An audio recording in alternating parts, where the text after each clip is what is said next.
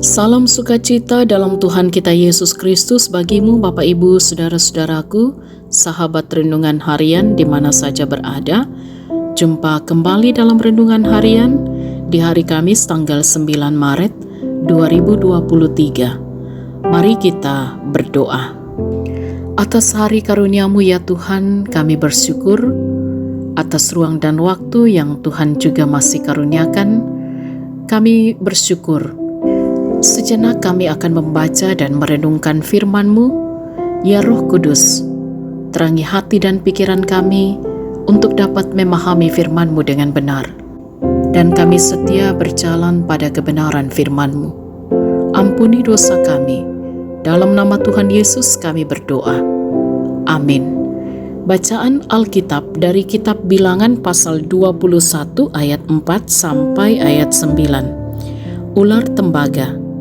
Setelah mereka berangkat dari Gunung Hor, berjalan ke arah laut Teberau untuk mengelilingi tanah Edom, maka bangsa itu tidak dapat lagi menahan hati di tengah jalan. Lalu mereka berkata-kata melawan Allah dan Musa, "Mengapa kamu memimpin kami keluar dari Mesir, supaya kami mati di padang gurun ini? Sebab di sini tidak ada roti dan tidak ada air, dan akan makanan hambar ini kami telah muak." Lalu Tuhan menyuruh ular-ular tedung ke antara bangsa itu yang memagut mereka, sehingga banyak dari orang Israel yang mati. Kemudian datanglah bangsa itu mendapatkan Musa dan berkata, "Kami telah berdosa, sebab kami berkata-kata melawan Tuhan dan engkau. Berdoalah kepada Tuhan, supaya dijauhkannya ular-ular ini daripada kami." Lalu Musa berdoa untuk bangsa itu. Maka berfirmanlah Tuhan kepada Musa, "Buatlah ular tedung dan taruhlah itu pada sebuah tiang, maka setiap orang yang terpagut, jika ia melihatnya, akan tetap hidup." Lalu Musa membuat ular tembaga dan menaruhnya pada sebuah tiang. Maka jika seseorang dipagut ular dan ia memandang kepada ular tembaga itu, tetaplah ia hidup. Amin. Tema renungan kita ialah memandang kehidupan. Untingara Katuan. Sahabat renungan harian yang diberkati oleh Tuhan, selama 350 tahun bangsa Israel diperbudak di tanah Mesir, suatu waktu yang cukup lama. Dan akhirnya melalui Musa, Tuhan membawa mereka keluar dari tempat perbudakan itu dan meninggalkan masa lalu yang sangat pahit.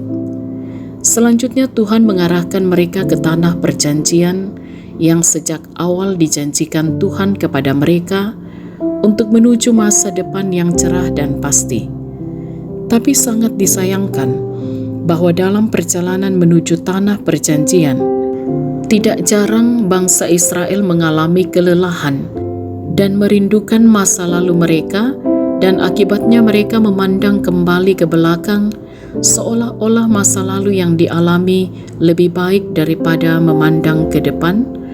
Putus asa seolah lebih baik daripada terus berjuang. Menderita lebih baik, yang penting bisa makan.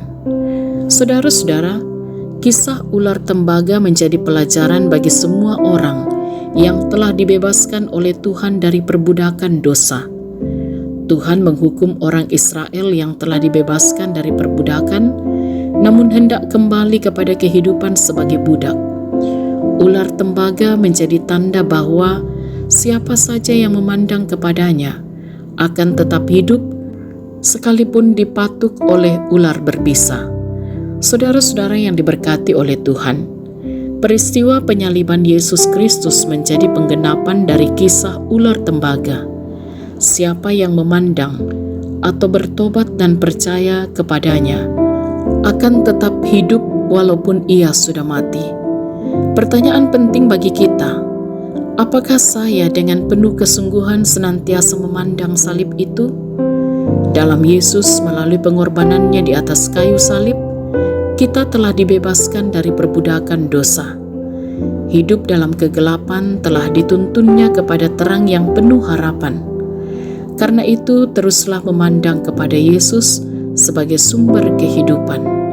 Haleluya. Amin. Marilah kita berdoa. Ya Yesus Kristus Tuhan kami percaya bahwa Engkaulah sumber kehidupan kami. Melalui pengorbanan Tuhan kami Yesus Kristus di atas kayu salib, kami telah dibebaskan dari perbudakan dosa. Hidup kegelapan telah dituntun kepada terang yang penuh harapan.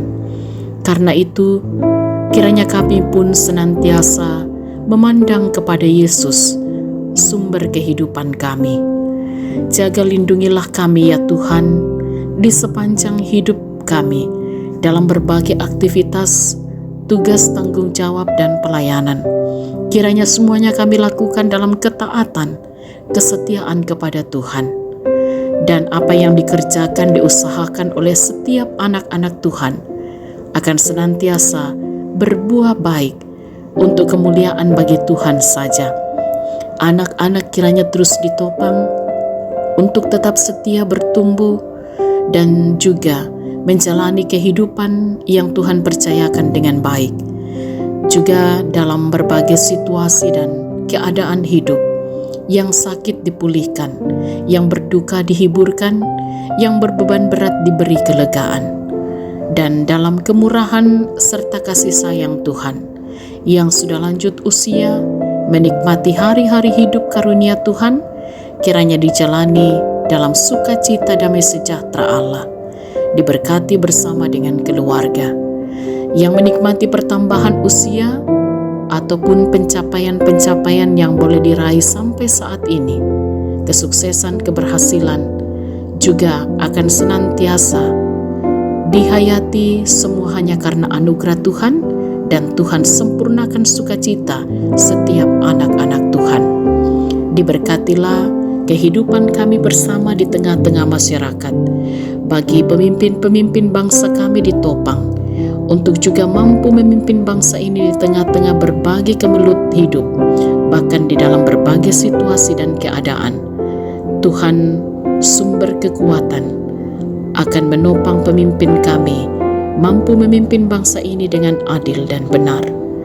Kami percaya dalam kemurahan Tuhan, gereja Tuhan akan terus menjawab panggilan, bersekutu, bersaksi, dan melayani dimanapun Tuhan mengutus. Hadir di tengah-tengah kehidupan ini diberkati dan menjadi berkat. Tuhan dimuliakan. Ya Tuhan, kami pertaruhkan kehidupan kami di sepanjang hari ini, bahkan sepanjang hidup karunia Tuhan. Ampuni dosa kami, sempurnakan doa kami. Kami berdoa dalam nama Tuhan Yesus, itulah Tuhan dan Juru Selamat kami. Amin. Sahabat renungan harian yang diberkati oleh Tuhan, selamat beraktivitas hari ini dengan tetap semangat dalam iman, tetap jaga kesehatan, bersukacitalah senantiasa. Tuhan Yesus berkati.